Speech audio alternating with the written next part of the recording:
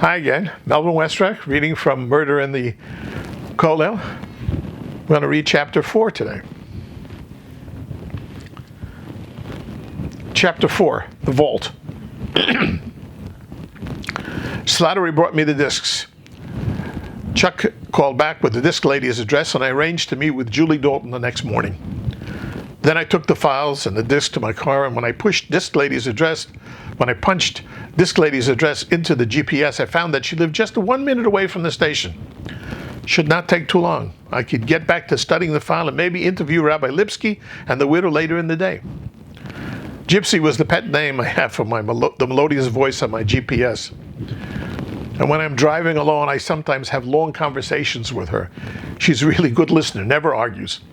She only speaks up when she has something intelligent and important to say. So when Gypsy said I should turn right onto Elizabeth Street, a red light went on in my brain and I stopped the car. I started rummaging through the file and said, "What are you trying to tell me, Gypsy?" It didn't take me long to find the answer. Rabbi Klein's house was on Elizabeth Street. I punched his address into the GPS and found it was only 3 blocks away. Things were looking even better. I could be home by tomorrow.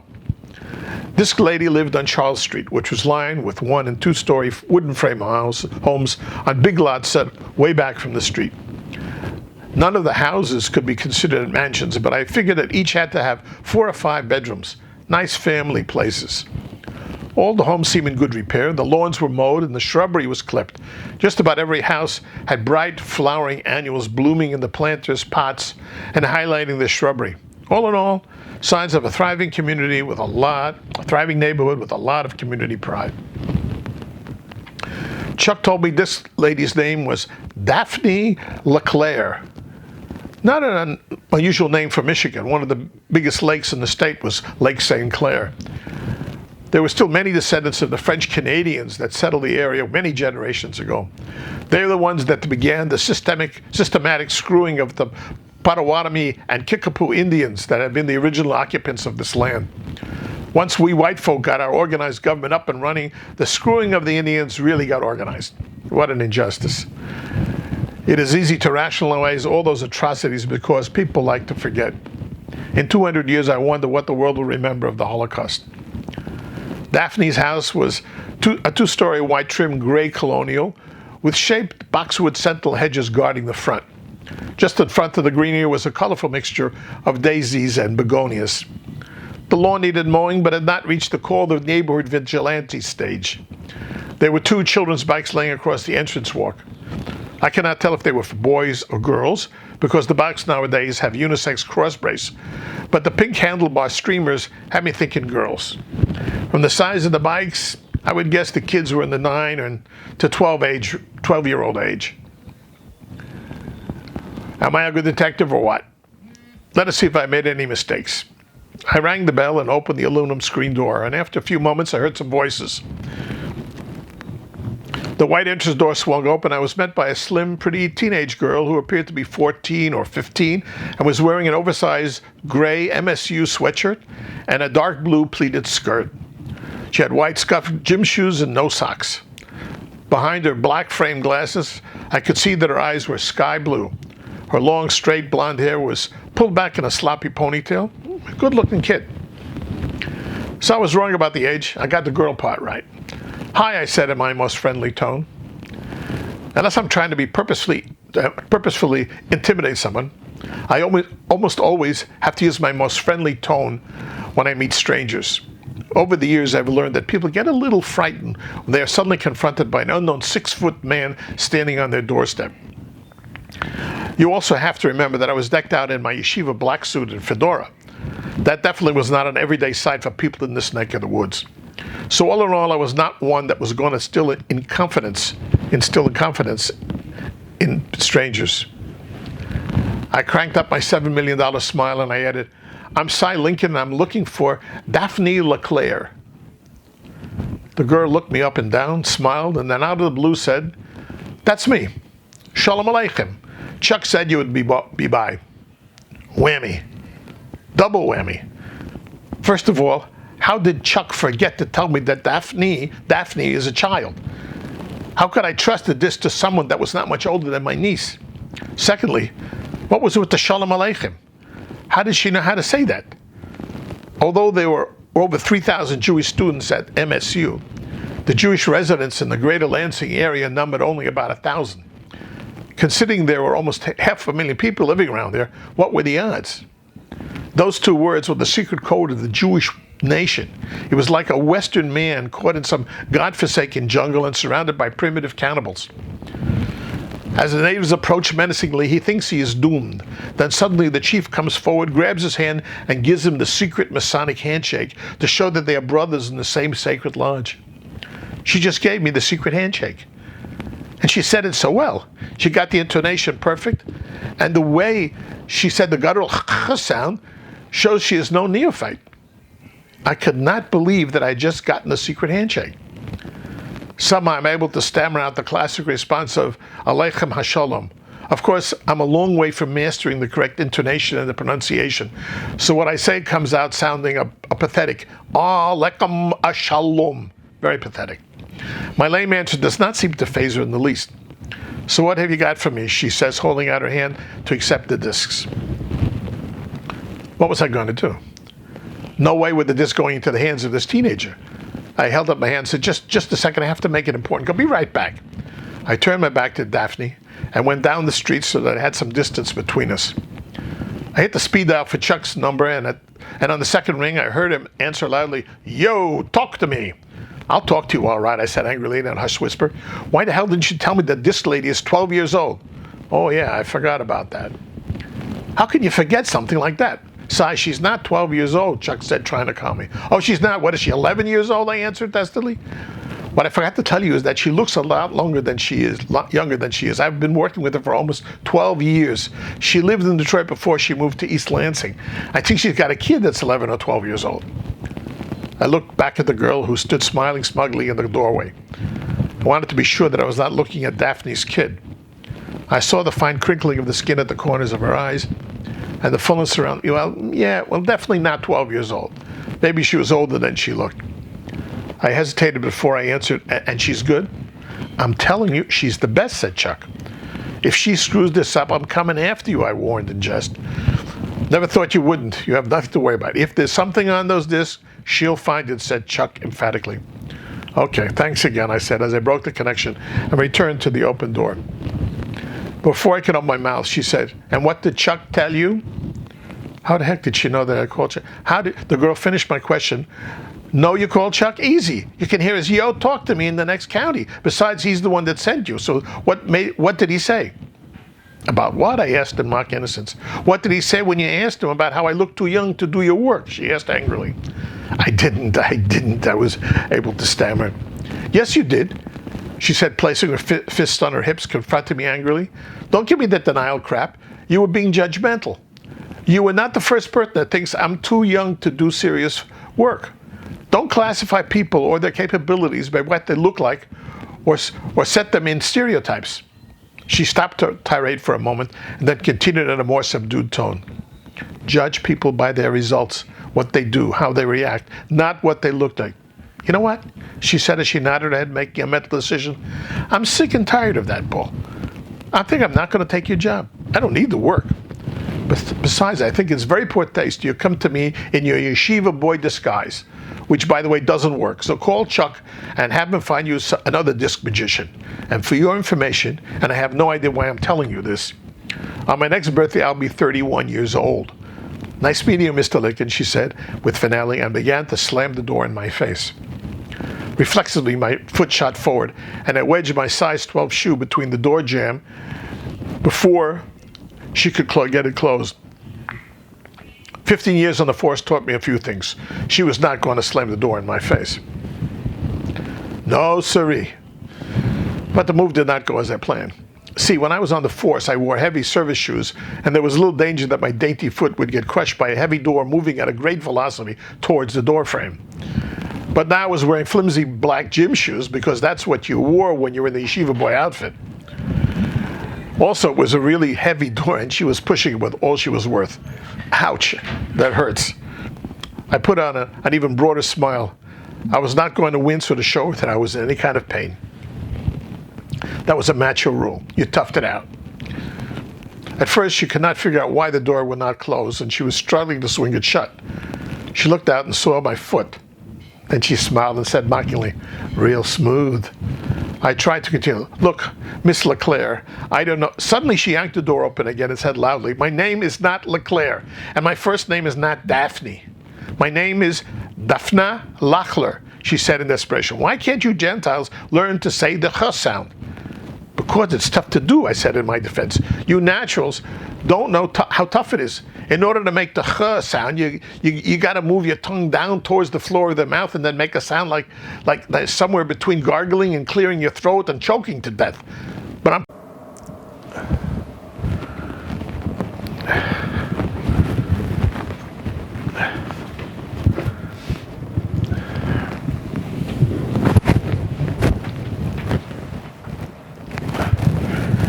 Okay. Continue reading. Yeah, I gotta put this behind my back.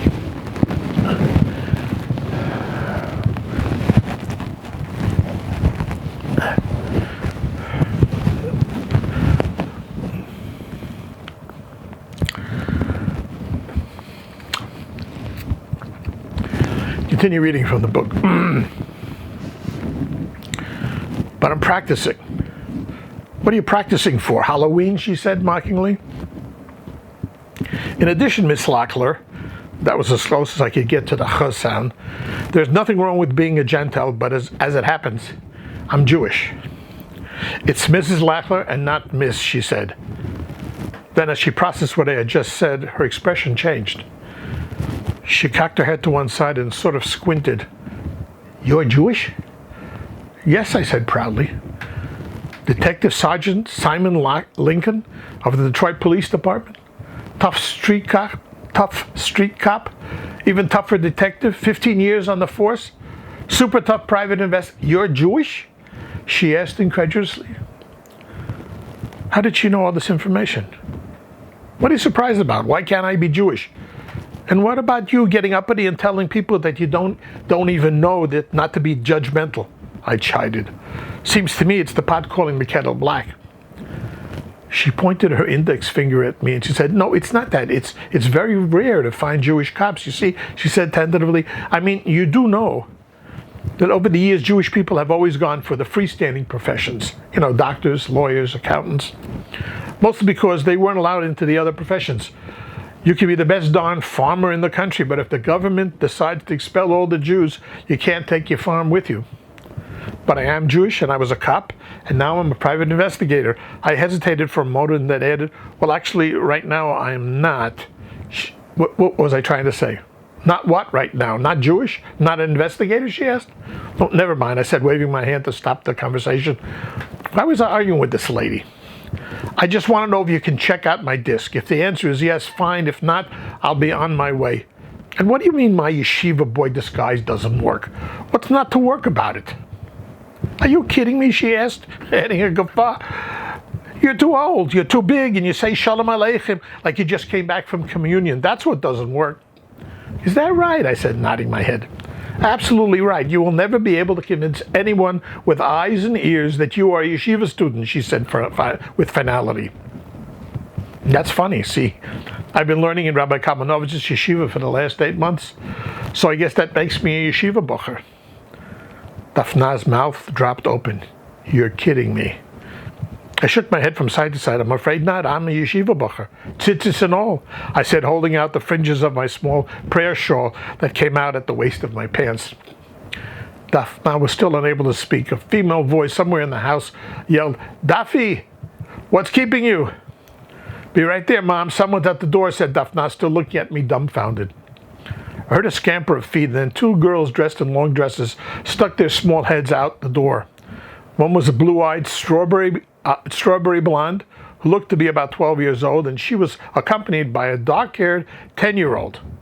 She also had blue eyes, the same color as Daphna, most likely her daughter's. Bicycle mystery solved. Am I the master of good, efficient detective work and deduction, or what? Huh? "Who's this?" asked the blonde. The black-eyed girl looked me up and down and said, "Boy, you're very tall." "These are your kids?" I asked. Daphna gained her composure and said, "None other. The big nosy one is Susie, and the baby is Eliza." The black-haired girl said, "I am not a baby. I will be 10 just before Rosh Hashanah." "I'm sorry," said Mrs. Lachler. "This young lady is Eliza." The young lady looked up at me and asked, "What's your name?" "Simon Lincoln." "Like the president?" asked Susie. "Yeah, just like the president." Eliza chimed in, "Was he like your grandfather?" "No, he wasn't," I answered simply. "Girl, stop pestering Mr. Lincoln," chided Daphna. A short woman in her mid-50s wearing a colorful house dress came from deeper in the house. This was probably the mother. Detective Lincoln making astounding deductions once again. As the woman approached, she said to Daphna and the girls, "What are you all doing standing in the doorway? That's not very polite." When she reached the door, she saw me and looked me up and down. Then she said appraisingly, My, aren't you a big yeshiva bocher?" She kept looking and then added, "Vus macht a Yid?" This was another of the secret handshakes of the Jewish people. It was a phrase in Yiddish which literally meant something like, "How is a Jew doing?" But it was much more complex. Say this phrase correctly to any other Jew and you were in. It was a combination of how are you, and even though I don't know you, can I be of assistance to one of my Jewish brethren? I had two problems with this phrase. First of all, I as yet could not say it correctly. I was way off with the intonation. The second word had an impossible sh sound. Secondly, Yiddish words and phrases were used all over the world. Words like nasharai, kibbutz, ganef, shmata, and many more. And were so ubiquitous that I would not be surprised if the Archbishop of the Detroit Diocese did not sprinkle them into his conversation. But I had never heard Yiddish spoken as a language until I reached the yeshiva, and I still could not understand the most basic of sentences. Once when someone hit me with the "Vus macht a Yid," I answered with the stock expression of Baruch Hashem, blessing to be to God, meaning, thank God I'm doing all right. The problem was that when they heard my answer, they just started speaking to me in rapid-fire Yiddish, and I was lost. So to prevent any further misrepresentations, I let it be known right at the outset that I'm a Yiddish boor. I answered the woman with, "I'm sorry, I don't speak Yiddish." And that's okay. I don't know much myself. After "Vus macht a Yid," I just coast, said the woman. "This is my mother, Mrs. Kollel," said Daphna. "What's with the Mrs. Kollel business? Call me Shendel. Everybody does. That means beautiful in Yiddish, you know. In Hebrew, the word is yafa. Also means beautiful. Did you know that yafa is beautiful?" she asked me. Yafeh or yafa or yafeh was one of the words that I did know from my studies, and I nodded my head and said, "Yes, I do." She looked at me and said knowingly, "I thought you would. Big handsome guy like you would know that yafa is beautiful." Daphna was shocked and said, "Mom, what are you saying? You're embarrassing him." Mrs. Kollel tilted the head and squinted just like Daphna had done and said, "Are you married?" Daphna blurted out, "Mom, what's the matter with you?" Mrs. Kollel caught me off guard, and before I could engage my brain, my mouth blurted out, "No, I'm single." Where did that come from? I had divorced Bethany over 14 years ago. Goodbye and good riddance. So I was indeed single. Her mother quickly added, "That's good. That's very good. My daughter is available. She's a widow. She's dressed like a schlump, a slob right now. So don't be judgmental. You should see her when she gets farputz. She looks like a malach." I had no idea what the word farputz meant literally, but from the context, I assumed it meant to get dressed up. Malach I knew was an angel. This is really cute. Mrs. Kollel was trying to set me up with her daughter. Daphna yelled at her mother, "Mom, what are you doing?" "What am I doing?" asked Mrs. Kollel rhetorically. "I'm trying to get you a date. You don't go out and you don't try." "I'm fine the way it is," said Daphna defensively. "But it's not fine the way it is," said Shendel derisively. "Besides, why is he still standing on the doorstep? Is that polite? Invite him in." She turned to her granddaughters and asked, "What do I always say about guests at the door?" Susie answered proudly, "If the person is not a stranger, you should never let them stand outside. Always invite them in." Mrs. Kollel beamed. "See, I teach them good." Eliza chimed in with an addition. "You also told us that we should even invite in someone like the nasty Mrs. Shaughnessy from across the street." "Yeah, well, I guess I said that too," said Mrs. Kollel, slightly embarrassed. Daphna said, "I apologize for my mother's behavior, but she is right. Please come in." Shandel turned to her granddaughters and says, "Girls, come with me so that we can give Mr. Lincoln some privacy with your mom." She ushered the girls toward the back of the house, and as she went, she turned and gave me a big, knowing wink.